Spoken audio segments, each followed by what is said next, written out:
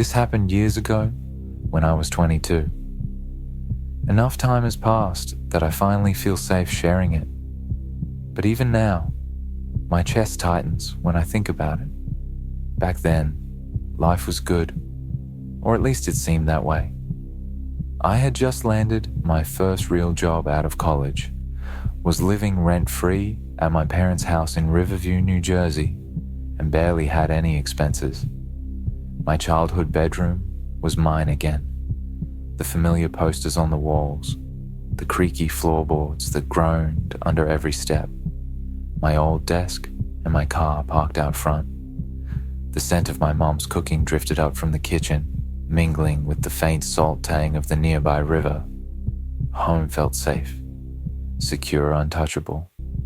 I thought I was living in a bubble of comfort that nothing could ever puncture. I knew how lucky I was. Most of my friends were scrambling to pay rent, juggling multiple jobs, or drowning in student debt. My life was simple. Wake up, coffee, work, gym, a book before bed. Weekends were for hiking trails, scenic drives, or lazy brunches with friends. I wasn't a party girl. No clubs, no blackout nights, no careless hookups. My father had instilled strong values in me, and I clung to them like a lifeline. I liked control, predictability, routine, and I thought I had it all. Until that weekend. Marissa, my best friend from college, called one Thursday afternoon with an invitation. "You've got to come to the beach house this weekend," she said.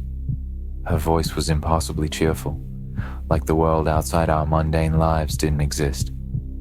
Cape Dorian, she promised, was perfect. A quiet, private escape with sand stretching endlessly, waves lapping softly, and the kind of modern house that made you forget there were bills and alarms and deadlines waiting for you back home. Her parents, both surgeons, spared no expense. It was the sort of place where everything gleamed, from the glass walls overlooking the ocean to the polished wooden floors. Chloe and Isabel, our other close friends, were coming too. We decided to bunk together in one of the kids' rooms with the tall, creaking bunk beds. The nostalgia of it, the feel of a sleepover as adults, was comforting at first. Laughter and chatter filled the room as we settled in. The first night was deceptively calm. We walked down to the beach with drinks, music humming softly between us, staring at the stars that seemed impossibly bright in the clear, salty sky. The sound of the ocean was soothing, rhythmic, hypnotic.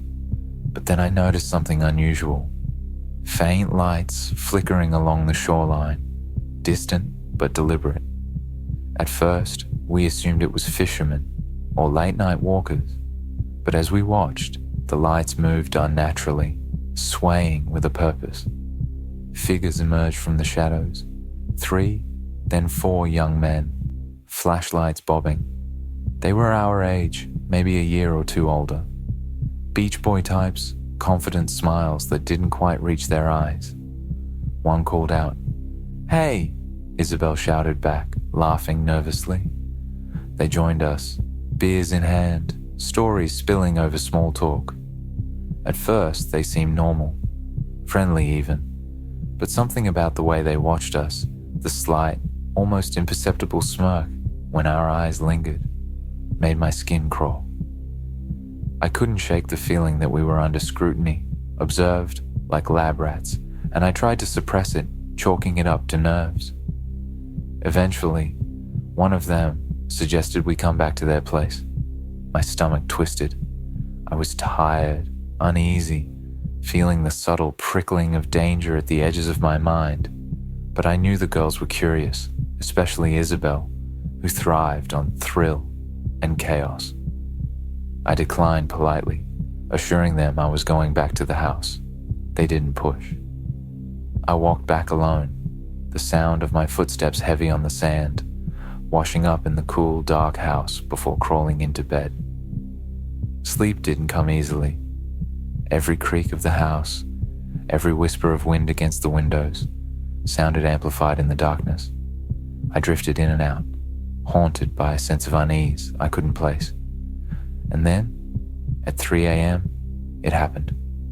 My phone buzzed. Marissa. FaceTime. The first thing I saw was her face, twisted in terror, screaming. Her voice cut through the fog of my half-sleep like a knife. Chloe and Isabel had been taken. My blood ran cold. My hands trembled uncontrollably. Panic gripped me, sharp and suffocating. My heart pounded so loudly, I thought she might hear it over the call. But beneath the panic, instinct surged, a raw, desperate need to act. I threw on clothes, bolted downstairs, and found her keys. The world outside was silent, except for the ocean's distant roar and the wind tugging at the trees. She whispered instructions over the phone, guiding me like some twisted treasure map. Left at the dunes. Keep going. Don't stop. Every mile I drove felt like a descent into darkness. Streetlights were few, flickering like dying fireflies. Shadows twisted in the corners of my vision. Every rustle in the trees, every wave crashing against the shore felt threatening, amplified. My pulse thundered in my ears and I could almost hear whispers carried by the wind, mocking me, urging me to look away. And then I saw it. The SUV, dark, ominous, parked precisely where Marissa had described. My stomach sank. The hairs on my arms stood on end. I called the police, my voice shaking as I whispered our location, and waited, trapped in a nightmare that seemed endless. Minutes stretched like hours. I could almost feel their eyes on me, lurking in the shadows. I imagined those smiles from the beach, now sinister, watching, waiting for the perfect moment to strike. The sound of the waves became deafening, oppressive. The darkness felt alive, pressing in on all sides, suffocating. Finally, the flashing red and blue lights pierced the black.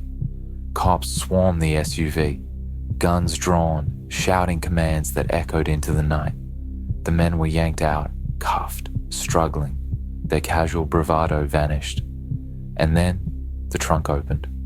Chloe and Isabel, bound, bruised, faces pale with terror. Relief hit me like a physical blow, but it was cold comfort. They were alive, but the memory of their fear would never fully fade. The aftermath was surreal. The men had been squatting in a rented house near the beach, preying on tourists, watching, waiting. Their capture meant decades behind bars, but for us, the trauma lingered. I couldn't step onto a beach for months without shivering. Every stranger, every unexpected noise triggered that same gut-deep terror. We drifted apart, slowly healing, though the fractures remained. And the part that haunts me most? Fate. The delicate, terrifying thread that separated life from tragedy. If I had stayed with them that night, if I hadn't left early, if I hadn't seen that SUV, Marissa might never have reached me in time. Chloe and Isabel, we might never have found them. Even now, sometimes I lie awake in the small hours before dawn, staring into the darkness, and I feel it all over again. The pounding fear, the relentless adrenaline, the suffocating black that threatened to consume everything I knew as safe. That darkness wasn't just a night on the beach. It was the moment life's fragile veneer peeled away, revealing how easily everything we trust can vanish, how thin the line between ordinary life and unimaginable horror really is. Because sometimes the world isn't safe, and sometimes it's watching you from the shadows.